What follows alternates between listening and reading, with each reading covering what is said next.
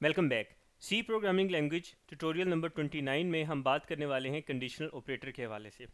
पिछली 4 से 5 वीडियोस में हमने डिटेल में बात की है इफ़ स्टेटमेंट के मुख्तलिफ वेरिएंट्स के हवाले से, और हमने ये देखा कि सिलेक्शन स्ट्रक्चर हमें किस तरह से फैसिलिटेट करता है मुख्तलिफ ऑप्शंस के हवाले से based on some particular condition. आज हम देखेंगे कि कंडीशनल ऑपरेटर हम किस लिए यूज़ करते हैं, और इसमें सबसे इंपॉर्टेंट चीज़ ये है कि कंडीशनल ऑपरेटर को आप कह सकते हैं कि इफ़ एल्स स्टेटमेंट की एक शॉर्ट फॉर्म है। लेकिन ये याद रखिएगा कि इसमें हमारे पास सिर्फ दो पॉसिबिलिटीज़ होती हैं, एक ट्रू केस और एक फॉल्स केस। तो अगर हम इसके सिंटेक्स को देखें तो हम इसमें कंडीशनल एक्सप्रेशन सबसे पहले लिखते हैं, जैसे कि हम इफ़ के बाद कंडीशन लिखते थे। तो यहाँ पे विदाउट यूजिंग एनी कीवर्ड हमने डायरेक्टली वो कंडीशनल एक्सप्रेशन लिख देने। उसके बाद हमने यहाँ पे क्वेश्चन मार्क लगाना है, और फिर हम ट्रू के स्टेटमेंट लिखेंगे। सिंगल स्टेटमेंट यहाँ पे आएगी, मल्टीपल स्टेटमेंट हम यूज़ नहीं कर सकते, तो ये इसकी एक लिमिटेशन है। तो ऐसा केस जिसमें आप इफ़ एल्स यूज़ कर रहे हों और उसमें इफ़ केस के लिए भी सिंगल स्टेटमेंट हो और एल्स केस के लिए भी सिंगल स्टेटमेंट हो, इस तरह के केस में आप कंडीशनल ऑपरेटर भी यूज़ कर सकते हैं। आपका टाइम बचाती है और एक सिंगल लाइन में वही काम हो जाता है जो इफ़ एल्स स्टेटमेंट करती है। तो इसमें अगर तो ये एक्सप्रेशन जो है, ये इसकी जो एग्जीक्यूशन है या इवेल्यूएशन है वो ट्रू होती है, तो उस सूरत में यहाँ पे जो भी स्टेटमेंट आपने लिखी होती है वो एग्जीक्यूट होगी।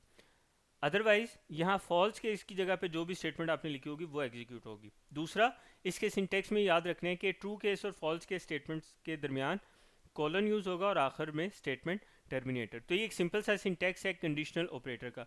तो अब हम एक एग्जांपल के लिए इसको समझने की कोशिश करते हैं। हमने लास्ट एग्जांपल में देखा कि मार्क्स को हम किस तरह से इवेल्यूएट करते हैं। तो हम एक सिंपल कंडीशन लेते हैं जिसमें सिर्फ ये बताया जाए कि अगर मार्क्स जो हैं वो ग्रेटर देन 50 हैं, तो ये कहा जाए कि ये फॉर एग्जांपल वो इसको पास रिटर्न करे या प्रिंट करवा दे। और अगर जो मार्क्स हैं वो ग्रेटर देन 50 नहीं है तो फेल रिटर्न करे। बस सिंपल, इससे ज़्यादा अगर वर्किंग नहीं है, सिंगल सिंगल स्टेटमेंट पे उसकी वैल्यूएशन हो सकती है, तो इस सूरत में हम कंडीशनल ऑपरेटर यूज़ करेंगे। तो अभी इसी एग्जांपल को लेके हम चलते हैं। पहले हम इसको सेव करते हैं।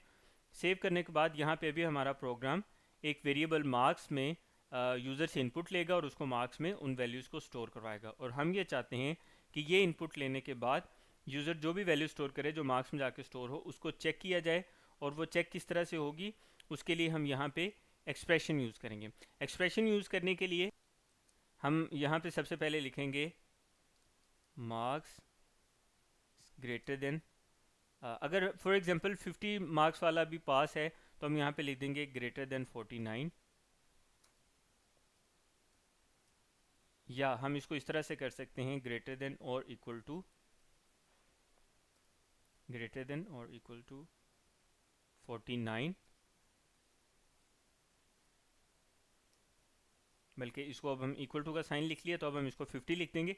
तो ये हमारे पास ये जो मैंने marks greater than is equal to 50 लिखा, ये आ गया हमारा कंडीशनल एक्सप्रेशन जिसकी बेस पे हमने इवेल्युएशन करवानी है।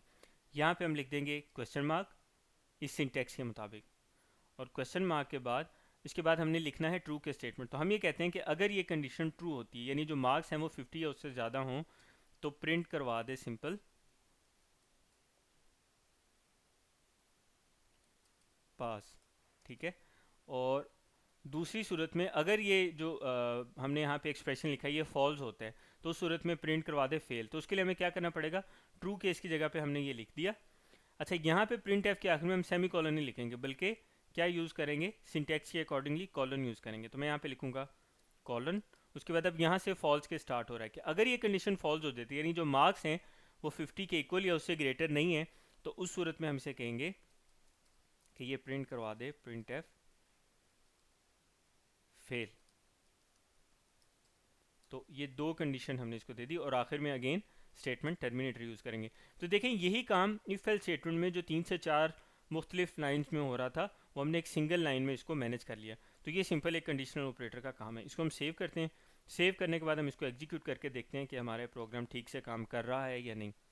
तो सबसे पहले हम मार्क्स एंटर करेंगे। मार्क्स फॉर एग्जांपल हमने एंटर किए 71, एंटर प्रेस किया तो पास का मैसेज रिटर्न हो गया। अब एक दफ़ा हम इसको फिर से एग्जीक्यूट करते हैं और मार्क्स हम एंटर करते हैं 48, एंटर प्रेस करता हूँ तो यहाँ से फेल का मैसेज रिटर्न हो गया। तो इफ एल स्टेटमेंट में अगर ट्रू और फॉल्स केस में आपके पास सिंगल सिंगल स्टेटमेंट है, तो उसकी जगह पे हम क्या कर सकते हैं कि हम एक सिंपल कंडीशनल ऑपरेटर भी यूज़ कर सकते हैं।